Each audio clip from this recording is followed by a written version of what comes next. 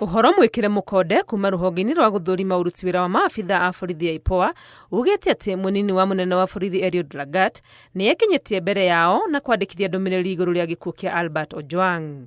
Lagat ekinyitie mbere ya IPOA thikũ ithatũ thutha wake kwĩyeheria wabici na kũhe ũthuthuria mweke. If the DIG is going to be mentioned, then definitely you will read the statements, and I believe it's on that basis that now he can be able to step aside to allow for that completion of that investigation. Lagat akoretwo akĩmũrĩkwo nĩ gĩkuũ kĩa Albert Ojwang thutha wa munene wa borithi Douglas Kanja kũhithũria nĩwe warĩ mwene mateta marĩa matũmĩte Ojwang anyitwo. There was a complaint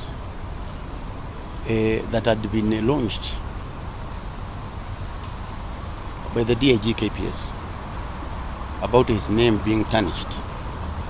So it is on that basis that investigations were actually being carried out. Nona thengia wa gukorwo yeheretie wabici gukoretwo na matata kihiri kuma miena itiganite mako muhinyiriria atige wira biũ na aikio ngono. Gĩkuũ kĩa mũrutani na mwandĩki wa nenda-inĩ Albert Ojwang arĩ moko-inĩ ma maabitha a borithi ceceni-inĩ ya Central nĩ ũhoro ũhiũhĩtie ngwatĩro kũrĩ rũhonge rwa borithi bũrũri-inĩ.